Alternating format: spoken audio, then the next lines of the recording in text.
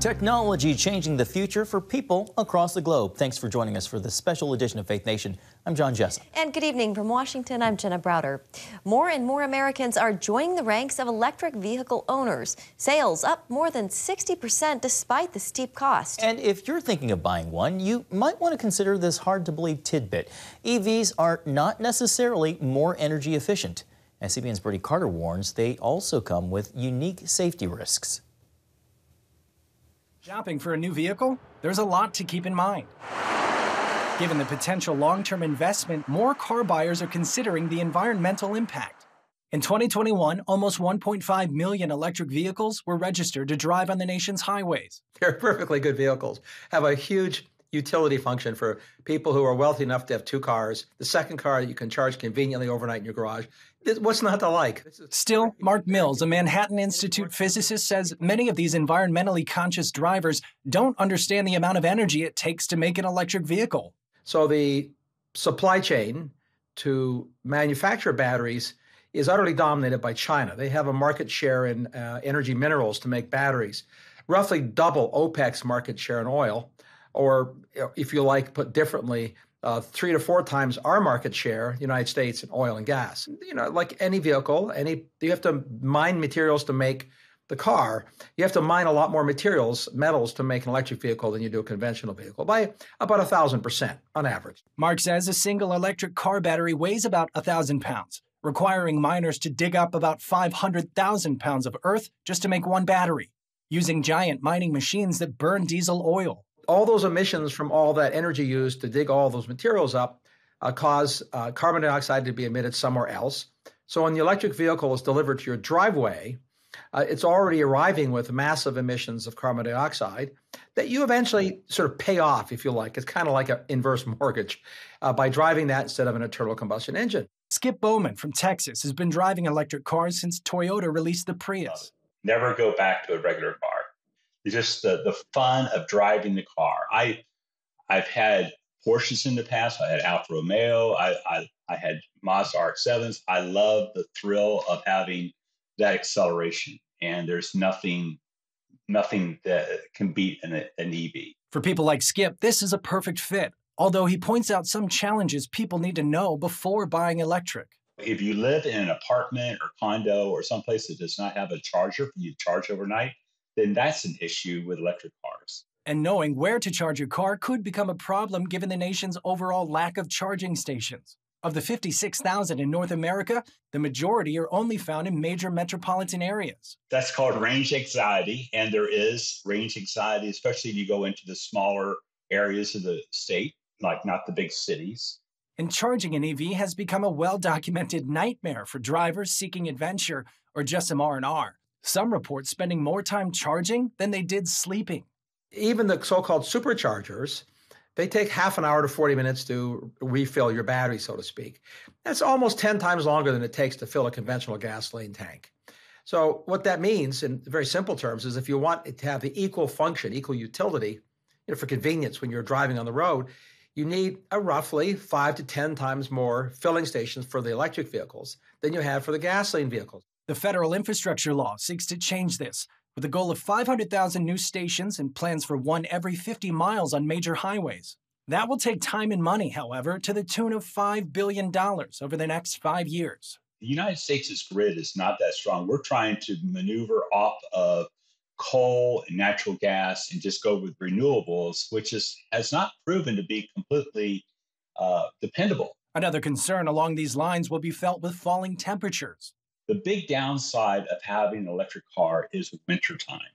The range is cut way back because the battery pack is now having to run a heater, and that heater really cuts down on your range. If you're still interested in buying one, Kelley Blue Book estimates the typical EV costs roughly $56,000. That means only 36% of the U.S. population can likely afford one.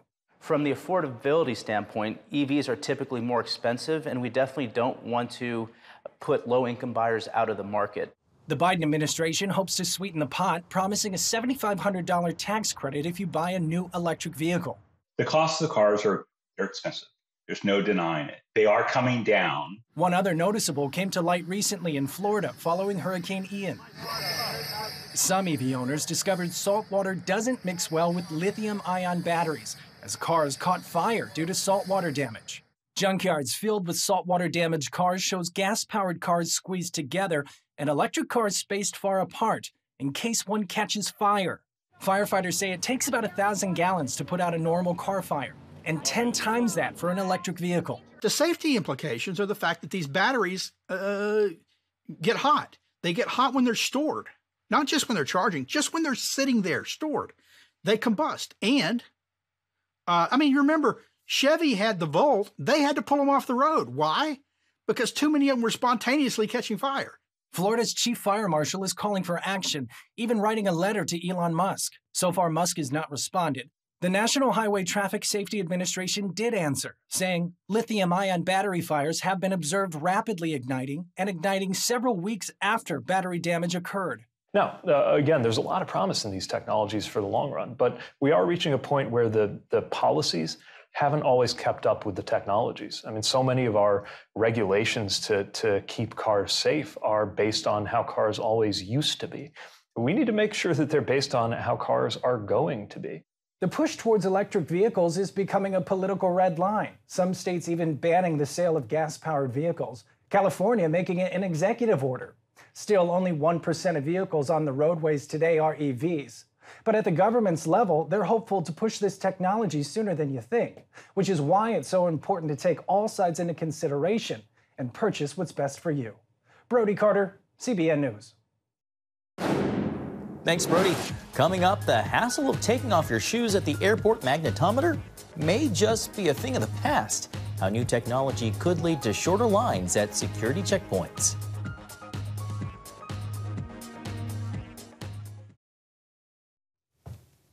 Welcome back. More than 2 million passengers fly in and out of U.S. airports daily.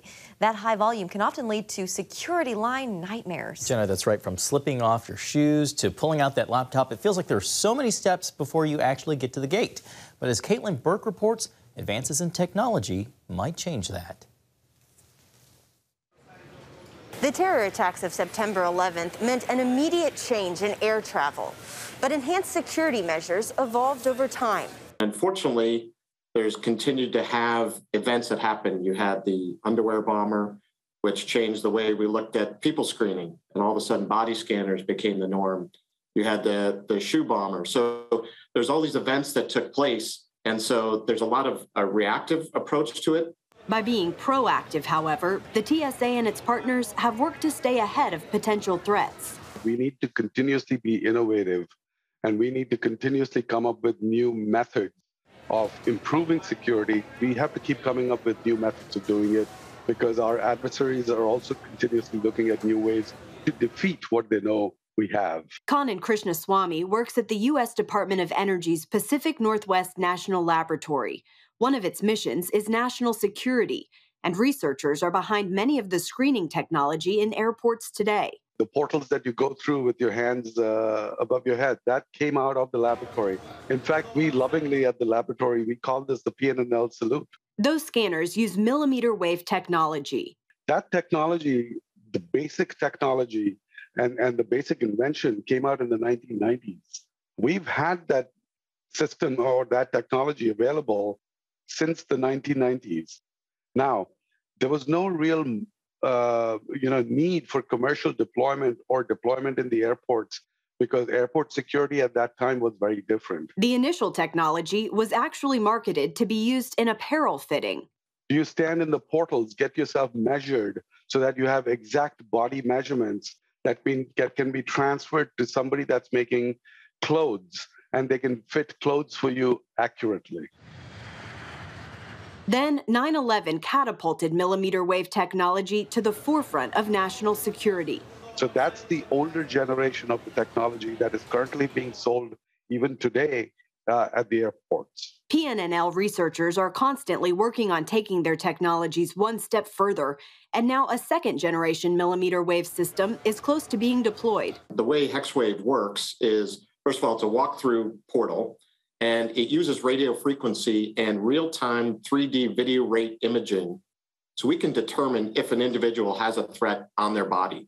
We've trained it to ignore some of the common benign objects. So you won't have to divest. So your phone, your keys, your belt, wallet, watches, glass cases, we use the AI so we can provide automated decisions to a security operator to process people at speed. Bill Frame, the CEO of Liberty Defense, which developed HexWave, says the key differentiator between it and existing technologies is the ability to detect non-metallic threats. And as you know, the people trying to do and defeat the system to do harm, they're being more creative. They're using 3D plastic guns. They're using liquid explosives. They know that some of these metallic detection systems out there can't detect that. Liberty has also licensed a shoe scanning technology from PNNL that can be used inside the HexWave or existing body scanners. Imagine if you didn't have to take your shoes off at the airport. Talk about, passenger experience. That's probably top of the list when we talk to people who are going through the airports. While this scanning tech is a few years away, the HexWave system will soon be deployed to screen aviation workers who access secure areas of airports. After that, the goal is for it to be used at all security checkpoints, allowing travelers to pass through without breaking stride. The goal is high level of security and detection capability, but make it so that there's a low false alarm rate so you continue to process the passengers and make it a good experience.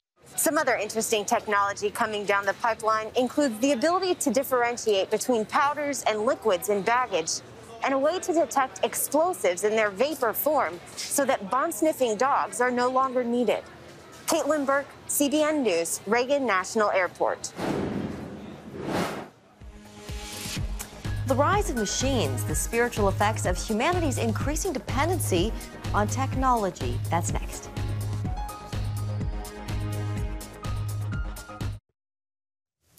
Well, welcome back. In the last several years, the world has witnessed some of the most rapid developments in technology. And as people spend more time on their smartphones, computers, or with Alexa or Siri, the question is, where does that put serving God? Gary Lane examines the potential spiritual danger for people of faith who grow increasingly dependent on technology. We live in a rapidly advancing world, dominated by intelligent computers and high-tech machines. Author Wallace Henley says this could take American society deeper into dangerous territory, a less human world, which replaces the creator with the created. We have these machines emerging, and people are beginning to worship those machines. There's actually an AI church now.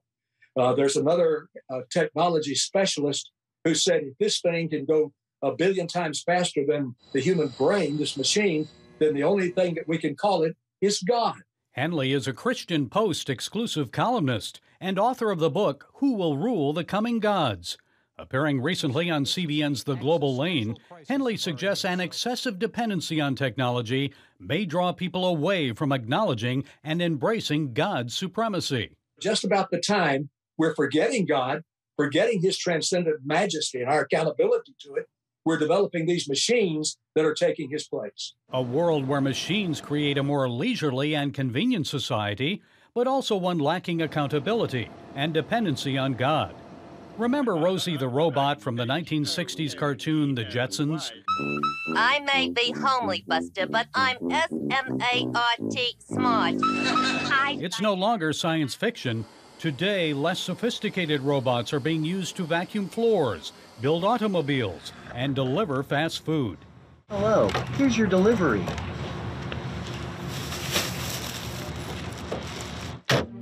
And meet Amazon's Astro, a robot that monitors your home and follows you from room to room. Think of Alexa on wheels. A robot. Yes. What are we going to do with a robot? I kind of like having information at my fingertips in the palm of my hand, and I look forward to getting a robot someday that will mow my lawn, maybe even fix the plumbing. Anything wrong with that? When should I become morally and spiritually concerned? There's nothing wrong with that, as long as we understand the utility of it. I'm thankful every time I go to a doctor and they have to probe me, and instead of opening my body and doing exploratory surgery, they can stick something inside of me and find out what's wrong. I like that. That's great. That's much better. But what's dangerous is when we forget that God is enthroned, that we were made for transcendence. The human being is wired for that. Gospel music executive Marquise Boone shares that concern. He created JC, a computer-generated AI gospel music artist. If you ever go to pieces, fall between the thunder clouds, I will put you back together. I won't let you down. Boone suggests non-human techno singers like JC can be used to point music fans back to God. We enjoy personalities, we enjoy their music, but we start to really idolize them. We start to really believe that these people are almost like gods, and that's not the goal of God, is to have us to redirect them only back to Him for worship, not to make it about us. Henley believes America's founding fathers understood the importance of divine accountability. They said we're endowed by our Creator with certain unalienable rights. And whenever we don't understand that, then the state becomes dominant and the utility becomes the most important thing. And he says when that happens, society changes for the worse. The slave era is just one example when human beings were treated as property. Henley believes the mindset is repeating itself in America today. People are being used without fellowship, without the bond that God wants us to have in relationships. He urges us to be on guard and aware of the standing that we give to God and technology in our life. When we come to giving ourselves so completely, without knowing it, to the machines, we're in dangerous territory. St. Augustine said, the human heart was made by God and for God, and only God can fill it. Gary Lane, CBN News. Well, finally tonight, imagine ordering takeout and receiving your delivery by drone. Well, that's actually happening in Israel. Yes, so cool. An extraordinary innovation being called part of the fourth industrial revolution. CBN Middle East Bureau Chief Chris Mitchell has more from Jerusalem. These drones are completing a special mission as they land in Tel Aviv, delivering sushi from Japanica restaurant some 7 miles away in Herzliya. You can see multi-drones taking off, doing delivery, coming back, land, finish the delivery process, everything autonomously. Drones could become the delivery vehicle of the future, even transporting ice cream or anything you want from the restaurant to your home. Alon Abelson is CEO and co-founder of Highlander, a drone and unmanned traffic management solution that helps keep skies safe for this growing technology. There is no pilot involved, no one is flying the drone, and you still need someone to make sure that the drone flying avoid collide between themselves, landing safely in the right location. These are among the first commercial drone deliveries in central Israel and the city of Tel Aviv. It's the third of 8 stages expected to reach new heights over the next 2 years. It's being managed from the Ayalon Highways Control Center that's usually overseeing traffic on the ground. We started from 0 flights 2 years ago, 700 flights in the first year, and now we're close to 9,000 flights. As part of Israel's Innovation Authority, Daniela Partam leads the Center for the Fourth Industrial Revolution. Our aim is to enlarge the ecosystem, so add more cities, more urban areas. In order for this to be an economically viable system, we would have to enable larger drones flying longer distances in order to deliver heavier goods to more areas. Joined by the Civil Aviation Authority and Ayalon Highways, the project is a collaboration between the government and 16 local and international companies. The various companies work together towards solutions in key areas, ranging from air traffic control and flying the drones to deliveries and security. Libby Bahat from the Civil Aviation Authority says he sees opportunities and challenges. We are a crowded country in terms of airspace. We have high security needs. These are challenges, but I think we know how to approach them. Despite the challenges, Eyal Bilia from Ayalon Highways explains why drones are a good and timely idea. The lower airspace is unused today. So we're trying to open the lower airspace in order to deliver all kinds of goods and deliveries from one place to another.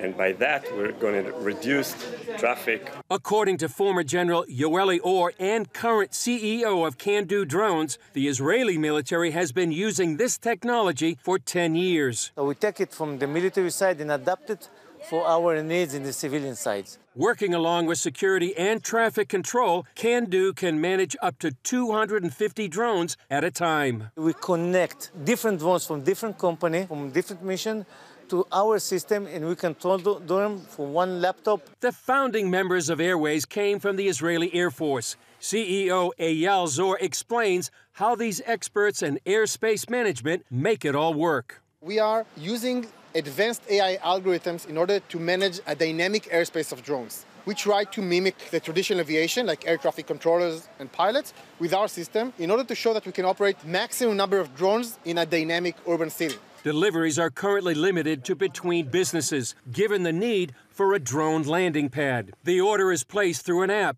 then prepared, loaded on the drone, flown to the delivery site, collected, and taken to the customer. Daniel Rahamim heads up Meshlocha, one of the most popular and fastest-growing food delivery apps in Israel. Until now, Meshlocha relied on conventional delivery methods like scooters. As a technology company, though, Rahamim says he's always looking to the future. We don't have any doubt that the next stage will be the drones, because this is the best way, the fast way, the safe way to move things from one side to each other.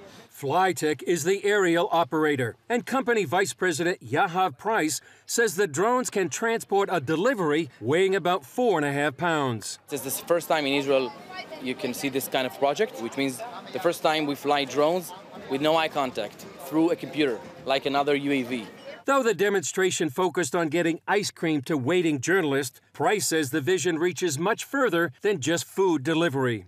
This is a platform to show that technology is there and safety is there. We want to provide much more important things to our civilians, like big orders, machines, and medicines. Hospitals and medical facilities could be big winners with these deliveries, receiving life-saving materials quickly with no traffic jams. And consumers in the future will likely benefit in ways we haven't even imagined. Chris Mitchell, CBN News. Well, thanks so much, Chris. We were just talking during the show. Wonder if they deliver ice cream. And cake. And cake. Yeah. All right. Thank you so much for joining us. Have a great night.